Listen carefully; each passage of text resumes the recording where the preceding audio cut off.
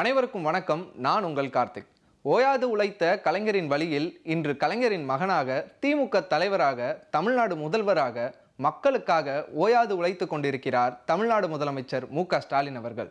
இந்த வாரம் தமிழ்நாடு முதலமைச்சர் மு.க.ஸ்டாலின் அவர்கள் முன்னெடுத்த மக்கள் பணிகளை ஒரு தொகுப்பாக காணலாம். இது என்றும் முதல்வர். மேகதாது அணை பிரச்சனை குறித்து விவாதிக்க முதலமைச்சர் மு.க.ஸ்டாலின் அவர்களின் தலைமையில் ஜூலை 12ஆம் தேதி அனைத்து சட்டமன்ற கட்சிகளுடனான ஆலோசனை கூட்டம் நடைபெற்றது. இதை பற்றி தற்போது விரிவாக காணலாம். மேலும் ஜூலை 12ஆம் தேதி நடைபெற்ற மக்கள் பணிகளை பற்றியும் காணலாம். ஜூலை 12, 2021 மேகதாது அணை பிரச்சனை குறித்து கலந்தாலோசிக்க தமிழகத்தில் உள்ள அனைத்து சட்டமன்ற கட்சிகளுடனான ஆலோசனை கூட்டம் தமிழ்நாடு முதலமைச்சர் மு.க.ஸ்டாலின் அவர்கள் தலைமையில் ஜூலை 12ஆம் தேதி திங்கட்கிழமை காலை 10:30 மணியளவில் சென்னை தலைமைச் செயலகத்தில் உள்ள நாமக்கல் கவிஞர் மாளிகையில் நடைபெற்றது. இக்கூட்டத்தில் கலந்து கொண்ட தமிழ்நாட்டில் உள்ள அனைத்து சட்டமன்ற கட்சிகளும் தங்களின் கருத்துக்களை முதலமைச்சரிடம் எடுத்துரைத்தனர். இதனையடுத்து நடைபெற்ற ஆலோசனைக் கூட்டத்தில் ஒருமனதாக நிறைவேற்றப்பட்ட 3 முக்கிய தீர்மானங்கள் நிறைவேற்றப்பட்டுள்ளது. சட்டமன்ற கட்சியினருடனான ஆலோசனைக் கூட்டத்தில் நிறைவேற்றப்பட்ட 3 முக்கிய தீர்மானங்கள் பின்வருமாறு. தீர்மானம் 1. மேகதாதுவில் அணை கட்டுவதற்கான முயற்சிகளை கர்நாடக அரசு முழு முனைப்புடன் செய்து வருவது மிகவும் கண்டனம். இத்திட்டத்தினால் தமிழ்நாடு விவசாயிகளுக்கு தேவையான நீர் கிடைப்பது பாதிப்படையும். உச்சநீதிமன்ற தீர்ப்பிற்கு எதிரான இத்தகைய முயற்சி இந்திய அரசியலமைப்பு சட்டத்தின் மாட்சிமைக்கு விடப்படும் சவாலாகும். கர்நாடக அரசின் இந்த திட்டத்திற்கு ஒன்றிய அரசின் அமைச்சகங்கள் எவ்விதமான அனுமதியும் வழங்கக்கூடாது. தீர்மானம் 2. இந்த அணை அமைப்பதற்கான முயற்சிகளை தடுப்பதில் தமிழ்நாடு அரசு மேற்கொள்ளும் அனைத்து நடவடிக்கைகளுக்கும் மாநிலத்தில் உள்ள அனைத்து கட்சிகளும் தங்களுடைய முழு ஆதரவையும் முழு ஒத்துழைப்பையும் வழங்கும். தீர்மானம் 3.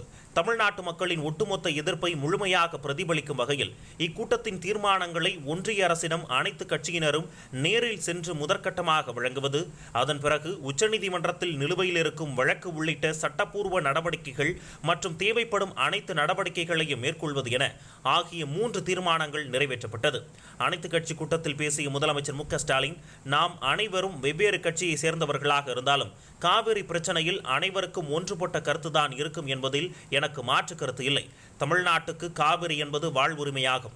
அது எந்த அளவு உண்மையோ அந்த அளவுக்கு காவிரியின் குறுக்கே மேகதாதுவில் அணை கட்டினால் தமிழ்நாட்டு விவசாயிகள் பாதிக்கப்படுவார்கள் என்பது உண்மை. இதில் உங்களுக்கு மாற்று கருத்து இருக்காது என்று நம்புகிறேன். காவிரி விவகாரத்தில் தமிழ்நாடும் தமிழ்நாட்டில் உள்ள அனைத்து கட்சிகளும் ஒன்றுபட்ட ஒரே சிந்தனையோடு இருக்கின்றன என்பதை நாம் கர்நாடகாவுக்கு மட்டுமல்ல ஒன்றிய அரசுக்கு உணர்த்தியாக வேண்டும். அதற்காகத்தான் நாம் இங்கு கூடியிருக்கின்றோம். காவிரியின் உரிமைக்காக நாம் பல ஆண்டுகளாக போராடி வருகிறோம். குறிப்பாக முன்னாள் முதலமைச்சர் கலைஞர் காவிரி நதிநீர் பிரச்சனையில் பொதுப்பணித்துறை அமைச்சராகவும் முதலமைச்சராகவும் ஆற்றிய பணிகள் தமிழ்நாட்டின் காவிரி உரிமையை நிலைநாட்டியுள்ளன. காவிரி உரிமை மீட்பு பயணம் மேற்கொண்டு இப்போது நம்மிடமுள்ள காவிரி வரைவு திட்டத்திற்கு செயல் வடிவம் கொடுப்பதற்கு ஒன்றிய அரசுக்கு அழுத்தம் கொடுத்தது அடியேன் என்பதை இங்கு அமர்ந்திருப்பவர்கள் அறிவீர்கள். இன்று மிக முக்கியமான பிரச்சனையாக இருப்பது மேகதாது அணை. காவிரியின் குறுக்கே நமது மாநில எல்லையில் இருந்து 4 கிலோமீட்டர் தொலைவில் மேகதாது அணையை கட்ட கர்நாடக அரசு முயன்று வருகிறது. இதனை நாம் அனைத்து முயற்சிகளையும் எடுத்து தடுத்தாக வேண்டும். மேகதாது அணை கட்டப்பட்டால் நமது விவசாயிகளின் நலன் மோசமான நிலையை அடையும். இந்த அணை கட்டப்படுவதால் தமிழ்நாட்டுக்கு எந்த பாதிப்பும் ஏற்படாது என்று கர்நாடகம் சொல்லி வருகிறது. இதில் துளி அளவு உண்மையில்லை. தமிழ்நாடு முழுமையாக பாதிக்கப்படும். வழக்கமான காலத்திலேயே நமக்கு தர வேண்டிய நீரை கர்நாடகம் வழங்குவதில்லை. இப்படி ஒரு அணையையும் கட்டிவிட்டால் எப்படி தண்ணீர் வரும் என்பதுதான் நம்முடைய கேள்வி. வெள்ள காலங்களில் அந்த நீரை தேக்கி வைக்காத சூழலில் உபரி நீரைத்தான் தமிழ்நாட்டுக்கு கர்நாடகம் தருகிறது. காவிரி நடுவர் மன்ற உத்தரவு, உச்சநீதிமன்ற உத்தரவு ஆகிய ஒதுக்கீடுகளின்படி சொல்லப்பட்ட நீரையும் கர்நாடகம் வழங்குவதில்லை. காவிரி என்பது கர்நாடகத்துக்கு மட்டுமல்ல தமிழ்நாட்டுக்கு முழு உரிமை கொண்டது.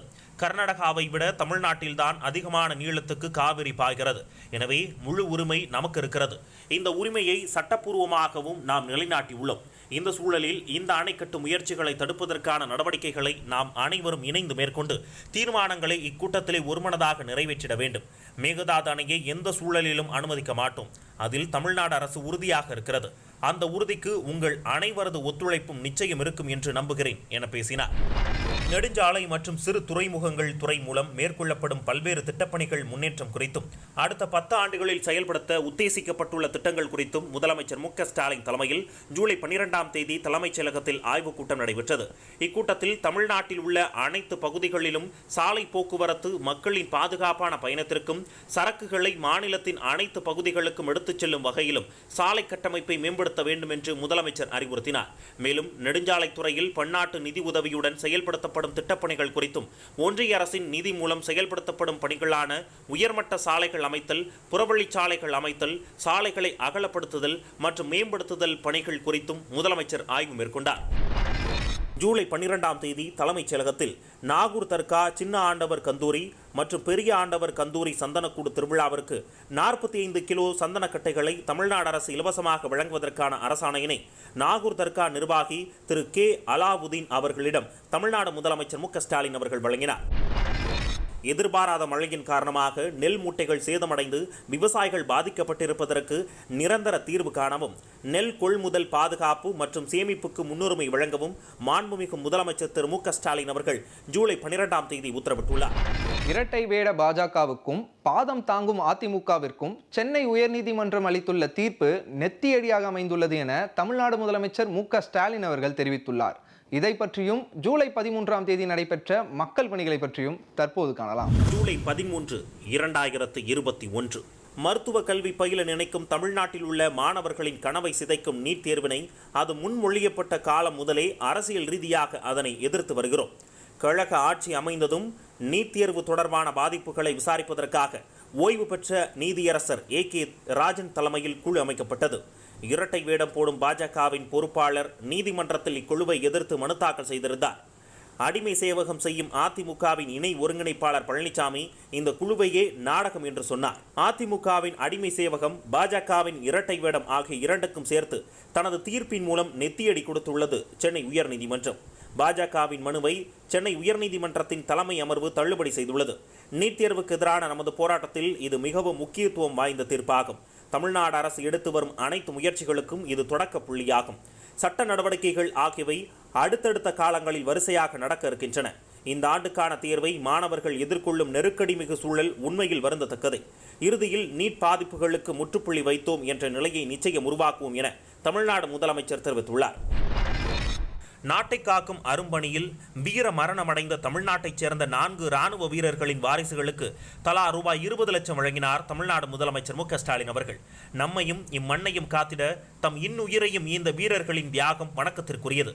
அவர்தம் குடும்பங்களுக்கு அரசு என்றும் துணை நிற்கும் என்றும் தமிழ்நாடு முதலமைச்சர் மு.க. ஸ்டாலின் அவர்கள் தெரிவித்தார்.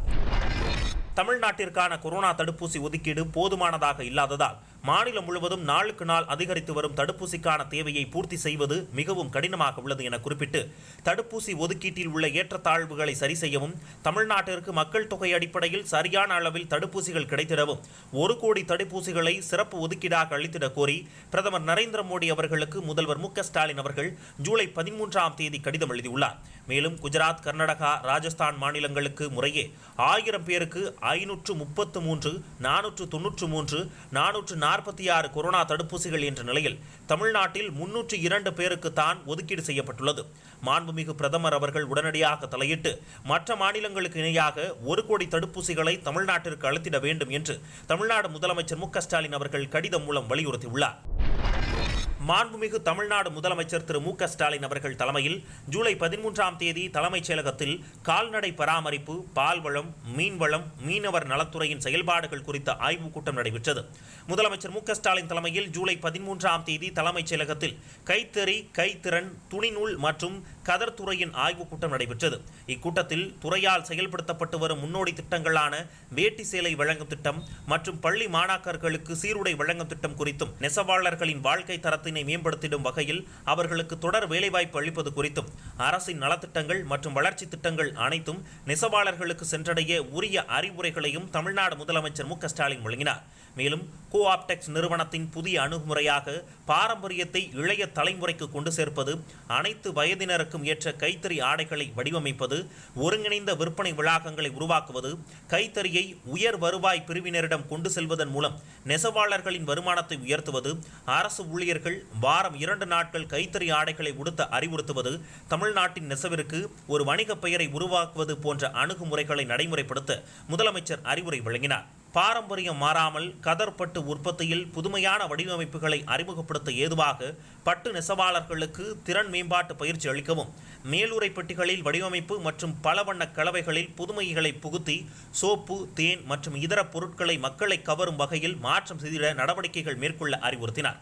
தமிழ்நாட்டில் பட்டுப்புழு வளர்ப்பு தற்போது லாபகரமான தொழிலாக உள்ளதால் பட்டுப்புழு உற்பத்திக்கு ஏதுவாக மல்பெரி பயிரிடும் பரப்பினை 1,00,000 ஏக்கராக உயர்த்தப்பட வேண்டும் எனவும், தமிழ்நாட்டில் கச்சா பட்டிற்கான தேவை நாள்தோறும் அதிகரித்து வருவதால் கச்சா பட்டு உற்பத்தியினை சுமார் 3100 மெட்ரிக் டன்னாக அதிகரிக்கப்பட வேண்டும் எனவும், படித்த இளைஞர்கள் இதில் தொழில் முனைவோர்களாக உருவாக்கப்பட வேண்டும் என்றும் முதலமைச்சர் அறிவுறுத்தினார். பட்டு விவசாயிகளின் பட்டுக்கூடுகளுக்கு உரிய விலை கிடைக்கப்பெற ஏதுவாக அரசு பட்டுக்கூடு அங்காடிகளில் மின்னணு ஏல முறையினை அறிமுகப்படுத்த உரிய நடவடிக்கை எடுக்குமாறும், தமிழ்நாட்டில் வெண்பட்டு உற்பத்தியினை விரிவுபடுத்த ரூபாய் 1000 கோடி மதிப்பில் திட்டங்களை செயல்படுத்திட வரைவு திட்ட அறிக்கையை அரசுக்கு சமர்ப்பித்து அத்திட்டத்தினை செயல்படுத்துவது குறித்து விவாதிக்கப்பட்டது. முதலமைச்சர் மு.க.ஸ்டாலின் தலைமையில் ஜூலை 13ஆம் தேதி தலைமைச் செயலகத்தில் பொதுப்பணித்துறையின் செயல்பாடுகள் குறித்தும் புதிதாக செயல்படுத்தப்பட உள்ள திட்டங்கள் குறித்தும் ஆய்வுக் கூட்டம் நடைபெற்றது. இந்த ஆய்வுக் கூட்டத்தில் அரசு பள்ளி மற்றும் கல்லூரி கட்டிடங்கள், மருத்துவமனை கட்டிடங்கள் மற்றும் அரசு துறை கட்டிடங்களை விரைவாகவும் தரமாகவும் உரிய காலத்தில் கட்டி முடித்து பயன்பாட்டிற்கு கொண்டு வர வேண்டும் என்று முதலமைச்சர் அறிவுறுத்தினார். மேலும் மதுரையில் முத்தமிழறிஞர் கலைஞர் அவர்களின் பெயரில் சர்வதேச தரத்திலான பொது நூலகம், சென்னை கிண்டியில் உள்ள பன்னோக்கு உயர் சிறப்பு மருத்துவமனை, தூத்துக்குடி மாவட்டம் கோவில்பட்டியில் எழுத்தாளர் கி. ராஜநாராயணன் அவர்களுக்கு நினைவகம் ஆகியவற்றை அமைப்பது குறித்தும், 10 ஆண்டுகளாக பராமரிப்பின்றி பழுதடைந்துள்ள சென்னை வள்ளுவர் கோட்டத்தை புனரமைத்து அங்கு ஆய்வுக் கூட்டம் மற்றும் நூலகம் அமைத்து சுற்றுலா பயணிகளை கவரும் வகையில் மேம்படுத்துவது குறித்தும் ஆலோசிக்கப்பட்டது. சிவகங்கை மாவட்டம் கீழடி அகழ் வைப்பக கட்டட வளாகம் மற்றும் பல்வேறு பாரம்பரிய கட்டிடங்களை புனரமைப்பு செய்யும் பணிகள், இவற்றின் முன்னேற்றங்கள் ஆகியவை குறித்தும், புதிதாக கட்டப்பட்டு வரும் 6 மாவட்ட ஆட்சியர் அலுவலக கட்டடங்களின் பணி முன்னேற்றம், நீதிமன்றம் மற்றும் சட்ட கல்லூரிகளுக்காக கட்டப்படும் கட்டடங்களின் பணி முன்னேற்றம், சேலம் மாவட்டம் தலைவாசலில் கட்டப்பட்டு வரும் அரசு கால்நடை மருத்துவக் கல்லூரி மற்றும் ஆராய்ச்சி நிலைய கட்டடங்கள் ஆகியவை குறித்தும் ஆய்வு செய்த முதலமைச்சர், அனைத்து அரச கட்டடங்களையும் நிர்ணயிக்கப்பட்ட காலத்திற்குள் தரமாக கட்டி முடித்திட வேண்டும் என்று துறை அலுவலர்களுக்கு அறிவுரை வழங்கினார் தமிழ்நாடு முதலமைச்சர் மு.க.ஸ்டாலின் அவர்கள். நாமக்கல் மாவட்டம் காந்திநகர பகுதியைச் சேர்ந்த 2 வயது பெண் குழந்தை மித்ரா சில மாதங்களுக்கு முன்பு முதுகு தண்டுவட சிதைவு நோயால் மித்ரா பாதிக்கப்பட்டிருப்பதாக மருத்துவர்கள் தெரிவித்துள்ளனர். இந்த நோயை குணப்படுத்த ஜிஎஸ்டியுடன் 16 கோடி ரூபாய் செலவாகும் என மருத்துவர்கள் மித்ராவின் பெற்றோரிடம் தெரிவித்துள்ளனர். இவ்வளவு பெரும் தொகையை எப்படி திரட்டுவது என பெற்றோர் வேதனை அடைந்தனர். பின்னர் மித்ராவின் பெற்றோர்கள் சிகிச்சைக்காக நன்கொடையாளர்களின் உதவியை நாடினர். மேலும் சமூக வலைதளம் வழியாகவும் நிதி திரட்ட முடிவு செய்து பலரின் உதவிகளை நாடினர். இதையடுத்து குழந்தை மித்ராவின் நிலையை அறிந்து பலரும் வங்கிக் கணக்கிற்கு நிதி உதவி செய்தனர்.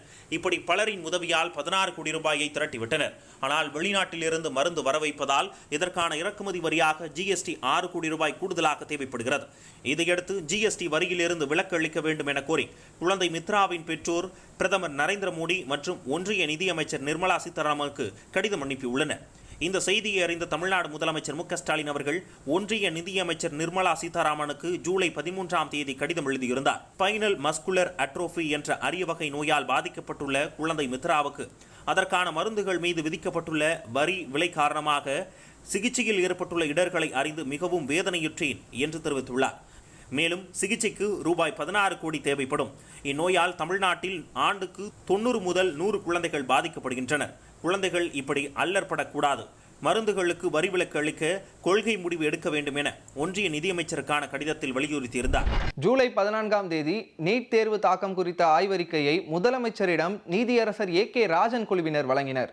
இதை பற்றியும் மேலும் ஜூலை 14ஆம் தேதி நடைபெற்ற மக்கள் பணிகளை பற்றியும் தற்போது காணலாம். ஜூலை 14, 2021 நீட் தேர்வால் தற்கொலை செய்து கொண்ட அனிதா, சுபஸ்ரீ ஆகியோரின் பெற்றோரும் பொதுமக்களும் மாணவர் அமைப்புகளும் அரசியல் கட்சிகள் என பலரும் நீட் வேண்டாம் என கோரி கடிதம் மூலம் தங்களின் கருத்துக்களை தெரிவித்து வந்தனர்.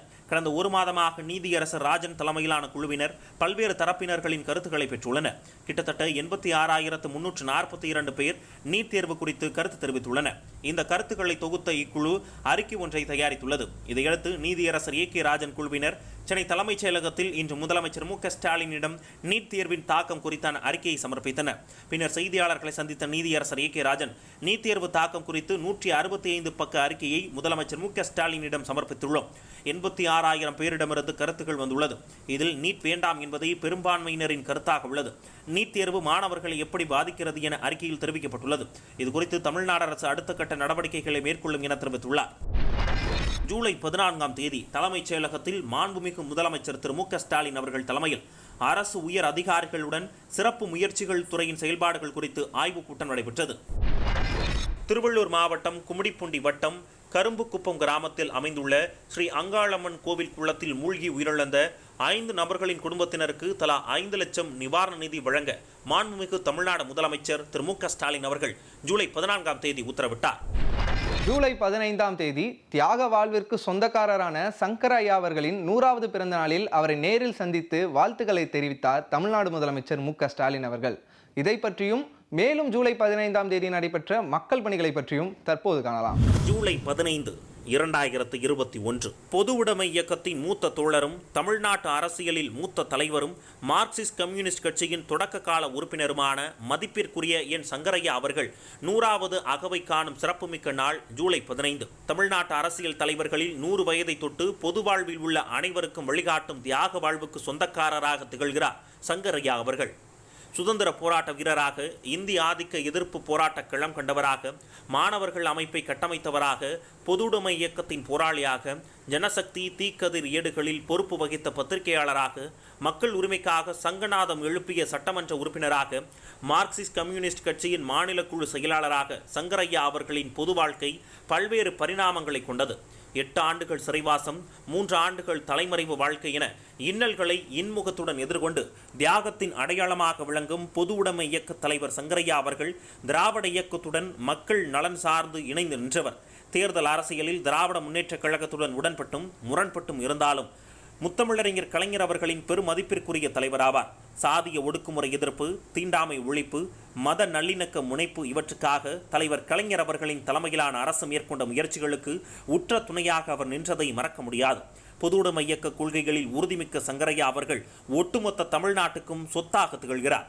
வாழும் வரலாறாக 100வது பிறந்தநாள் காணும் சங்கரையா அவர்கள் மேலும் பல்லாண்டுகள் நலமுடன் வாழ்ந்து என்னை போன்றவர்களுக்கு பொது வாழ்க்கை பயணத்தில் வழிகாட்டிட வேண்டும் என்ற அன்புடனும் ஆவலனுடனும் நேரில் வந்து வாழ்த்துக்களை பெற்றுக்கொள்கிறேன். மதிப்பிற்குரிய மூத்த தோழர் சங்கரையா அவர்களின் தியாகத்தையும் எளிமையையும் போற்றுகிறேன். முதலமைச்சர் என்ற முறையில் தமிழ்நாட்டு மக்களின் சார்பில் 100 வாழ்த்துக்களை அவருக்கு வழங்கி மகிழ்கிறேன் என தெரிவித்துள்ளார். ஜூலை 15ஆம் தேதி பெருந்தலைவர் காமராஜரின் 119வது பிறந்த நாளை முன்னிட்டு சென்னை அண்ணா சாலையில் பெருந்தலைவர் காமராஜரின் திருவுருவ படத்திற்கு மலர் தூவி மரியாதை செலுத்தினார் தமிழ்நாடு முதலமைச்சர் மு.க.ஸ்டாலின் அவர்கள். இதைத் தொடர்ந்து அவரது ட்விட்டர் பக்கத்தில் ஜூலை 15ஆம் தேதி பெருந்தலைவர் காமராஜரின் 119வது பிறந்தநாள் விழா, பள்ளி குழந்தைகளுக்கு இலவச மதிய உணவு திட்டத்தை அறிமுகப்படுத்தி தமிழ்நாட்டில் கல்வி வளர்ச்சிக்கு வித்திட்ட கர்ம வீரர் அவர். படிக்காத மேதை காமராஜரின் பிறந்த நாளை கல்வி நாளாக அறிவித்தவர் முத்தமிழறிஞர் கலைஞர். பாரத ரத்னா காமராஜர் அவர்கள் வாழ்ந்த இல்லம் முத்தமிழறிஞர் கலைஞர் அவர்களால் நினைவு இல்லமாக மாற்றப்பட்டது. கன்னியாகுமரியில் அவரது மணிமண்டபத்தை திறந்து வைத்தது திமுக அரசு. கர்ம வீரரின் பிறந்த நாளில் அவரை பெருமையுடன் நினைவு கூறுவோம். கல்வியில் தன்னிகரற்ற மாநிலமாக தமிழ்நாடு திகழ்ந்திட உறுதியேற்போம் என்று தமிழ்நாடு முதலமைச்சர் மு.க.ஸ்டாலின் அவர்கள் தெரிவித்தார். ஜூலை 15ஆம் தேதி உலக இளைஞர் திறன் நாளை முன்னிட்டு தனது வாழ்த்துக்களை தெரிவித்தார் தமிழ்நாடு முதலமைச்சர் மு.க.ஸ்டாலின் அவர்கள். மேலும் இளைஞர்களே நாட்டின் வளர்ச்சிக்கான வித்துக்கள், தமிழ்நாட்டு இளைஞர்களின் திறன் அதிகரிக்க அரசின் திட்டங்கள் அமையும் என்பதால் தான் தொழிலாளர் நலத்துறையுடன் திறன் மேம்பாட்டுத்துறை புதிதாக அமைக்கப்பட்டுள்ளது. நம் இளைஞர்களின் திறன் உலக அரங்கில் ஒளிரட்டும் என்று தமிழ்நாட்டு முதலமைச்சர் மு.க.ஸ்டாலின் அவர்கள் தெரிவித்தார். தமிழ்நாடு அரசு பணியாளர் தேர்வாணையத்தின் மூலம் மாவட்ட கல்வி அலுவலர் பணியிடத்திற்கு தேர்வு செய்யப்பட்ட 20 நபர்களுக்கு பணி நியமன ஆணைகளை வழங்கும் அடையாளமாக 4 பேருக்கு மாண்புமிகு தமிழ்நாடு முதலமைச்சர் மு.க.ஸ்டாலின் அவர்கள் ஜூலை 15ஆம் தேதி தலைமைச் செயலகத்தில் பணி நியமன ஆணைகளை வழங்கினார். மேலும் பள்ளிக்கல்வித்துறையில் பணியாற்றும் போது உயிர்நீத்த பணியாளர்களின் வாரிசுதாரர்களுக்கு கருணை அடிப்படையில் பணி நியமன ஆணைகளை வழங்கிடும் விதமாக 250 பணியாளர்களின் வாரிசுதாரர்களுக்கு பள்ளி கல்வித்துறை அலுவலகங்கள் மற்றும் அரசு பள்ளிகளில் பணியாற்றிட இளநிலை உதவியாளர் பணியிடத்திற்கான பணி நியமன ஆணைகளையும், பொது நூலகத்துறையில் பணியாற்றிய 10 பணியாளர்களின் வாரிசுதாரர்களுக்கு நூலகர் பணியிடத்திற்கும், ஒரு பணியாளரின் வாரிசுதாரருக்கு இளநிலை உதவியாளர் பணியிடத்திற்கும் என மொத்தம் 261 பணியாளர்களின் வாரிசுதாரர்களுக்கு கருணை அடிப்படையில் பணி நியமன ஆணைகளை வழங்கும் அடையாளமாக மாண்புமிகு தமிழக முதலமைச்சர் மு.க.ஸ்டாலின் அவர்கள் 6 வாரிசுதாரர்களுக்கு இளநிலை உதவியாளர் மற்றும் நூலக பணியிடங்களுக்கான பணி நியமன ஆணைகளை வழங்கினார். ஜூலை 15ஆம் தேதி வீட்டு வசதி மற்றும் நகர்ப்புற வளர்ச்சித் துறையின் ஆய்வுக் கூட்டம் நடைபெற்றது. அக்கூட்டத்தில் முக்கிய நகரங்களில் வளர்ச்சி குழுமங்களை ஏற்படுத்தி நகர மற்றும் சுற்றுப்புற பகுதிகளுக்கு நீண்டகால தேவைக்கான உட்கட்டமைப்புகளை ஏற்படுத்திட வேண்டும் என்று தமிழ்நாடு முதலமைச்சர் மு.க.ஸ்டாலின் அவர்கள் அறிவுறுத்தினார்.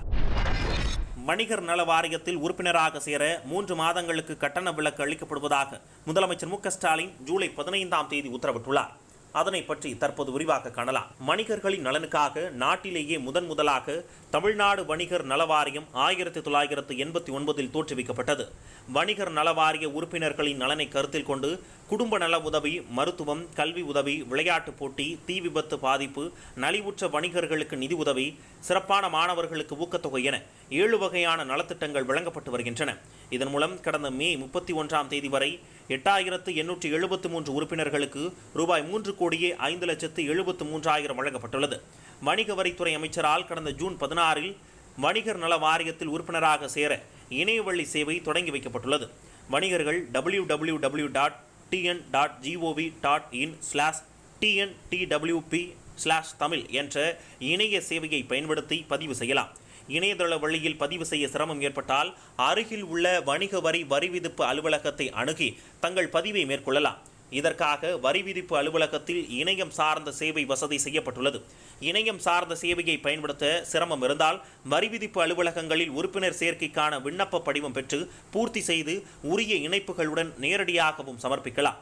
மேலும் வணிகர் நல வாரியத்தை சீரமைத்து உறுப்பினர் சேர்க்கையை செம்மைப்படுத்தும் வகையிலும் வாரியத்தின் மூலம் நலத்திட்டங்களை செயல்படுத்த ஏதுவாகவும் சரக்கு மற்றும் சேவை வரி சட்டத்தில் பதிவு பெற்று விற்று முதல் அளவு ரூபாய் 40 லட்சத்துக்கு உட்பட்ட சிறு வணிகர்கள், ஜிஎஸ்டி சட்டத்தின் கீழ் பதிவு பெறாத குறு வணிகர்கள் ஆகியோர் இந்த வாரியத்தில் உறுப்பினராக சேர ரூபாய் 500 சேர்க்கை கட்டணத்தை வசூலிப்பதில் இருந்து இன்று முதல் 3 மாதங்களுக்கு விலக்கு அளித்து முதலமைச்சர் மு.க.ஸ்டாலின் உத்தரவிட்டுள்ளார். ஜூலை 16ஆம் தேதி பிரதமர் திரு நரேந்திர மோடி அவர்களின் தலைமையில் காணொலி காட்சி மூலமாக மாநில முதல்வர்களுடனான கலந்தாய்வு கூட்டம் நடைபெற்றது. இதில் தமிழ்நாடு முதலமைச்சர் மு.க.ஸ்டாலின் அவர்களும் கலந்து கொண்டார். அதை பற்றி தற்போது விரிவாக காணலாம். ஜூலை 16, 2021 ஜூலை 16ஆம் தேதி மாண்புமிகு இந்திய பிரதமர் திரு நரேந்திர மோடி அவர்கள் தலைமையில் காணொலி காட்சி மூலமாக நடைபெற்ற கலந்தாய்வு கூட்டத்தில் மாண்புமிகு தமிழ்நாடு முதலமைச்சர் மு.க.ஸ்டாலின் அவர்கள் ஆற்றிய உரை. கொரோனா பெருந்தொற்றை சமாளிக்கும் கடுமையான பணியை புதிதாக பொறுப்பேற்ற ஒரு அரசு எதிர்கொள்ள வேண்டிய நிலை இருந்த ஒரே பெரிய மாநிலம் தமிழ்நாடுதான். எனது அரசு இச்சவாலை ஏற்றுக்கொண்டு உயிரிழப்புகளை குறைத்து நோய் தொற்றை கட்டுக்குள் கொண்டு வந்துள்ளது. தமிழ்நாட்டுக்காக ஆக்சிஜன் மற்றும் ரெம்டெசிவிர் ஒதுக்கீட்டை உயர்த்தி வழங்கியமைக்காக இந்திய அரசுக்கு நன்றி தெரிவித்தார் முதலமைச்சர் மு.க.ஸ்டாலின். தடுப்பூசிகள் வீணடிக்கப்படுவதை தமிழ்நாடு அரசு 6 விழுக்காடிலிருந்து முழுமையாக தவிர்த்துள்ளது.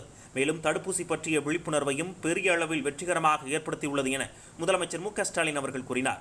இதனால் தற்போது தமிழ்நாட்டில் தடுப்பூசிக்கான தேவை அதிகரித்துள்ளது. எனினும் பிற மாநிலங்களை ஒப்பிடுகையில் தமிழ்நாட்டிற்கு தடுப்பூசி ஒதுக்கீடு மிகவும் குறைவாக உள்ளது. இந்த நெருக்கடியை சமாளிக்க சிறப்பு ஒதுக்கீடாக 1 கோடி தடுப்பூசிகளை வழங்க கோரிக்கை வைத்துள்ளதை அவர் நினைவு கூர்ந்தார். இந்த முக்கியமான பிரச்சனையில் உங்கள் ஆதரவை எதிர்நோக்குகிறேன் என்றும் தெரிவித்தார்.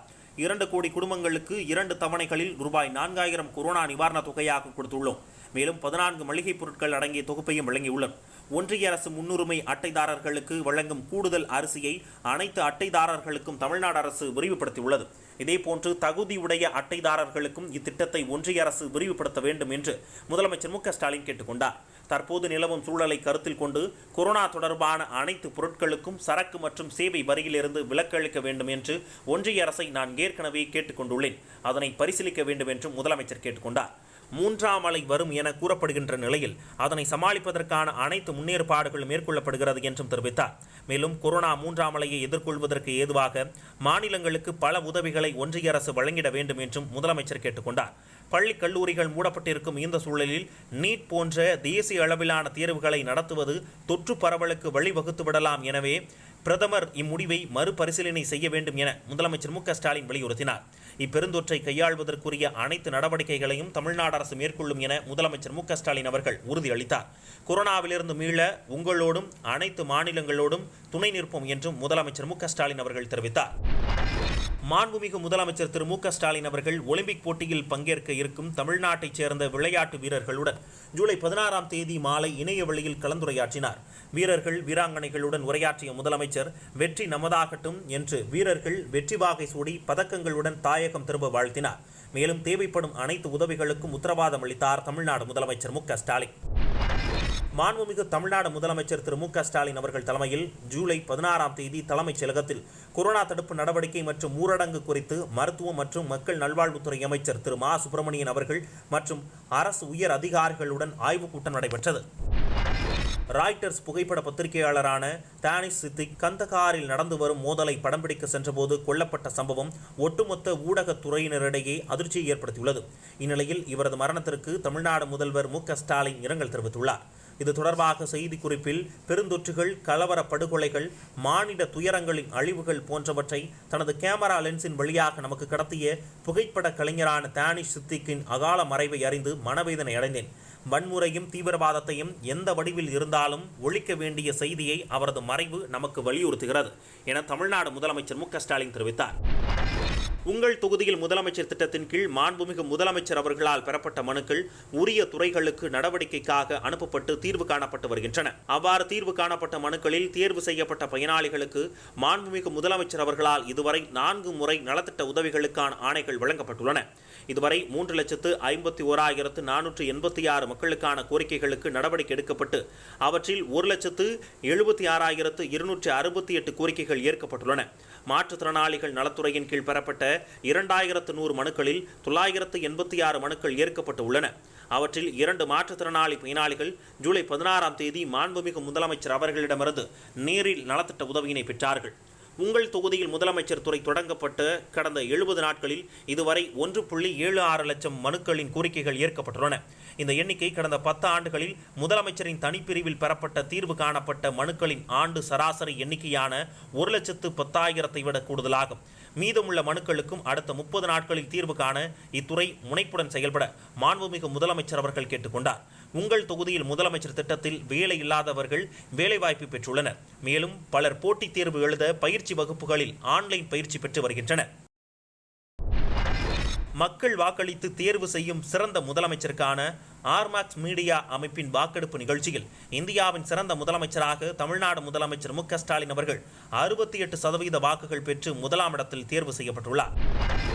தென்னாப்பிரிக்காவில் நடைபெற்று வரும் கலவரங்களினால் பாதிக்கப்பட்டுள்ள தமிழர்கள் உள்ளிட்ட இந்தியர்களை பாதுகாக்க தென்னாப்பிரிக்க அரசுடன் பேச்சுவார்த்தை நடத்துமாறு ஒன்றிய வெளியுறவுத்துறை அமைச்சர் திரு ஜெய்சங்கர் அவர்களுக்கு ஜூலை 16ஆம் தேதி கடிதம் எழுதியுள்ளார் தமிழ்நாடு முதலமைச்சர் மு க ஸ்டாலின் அவர்கள்.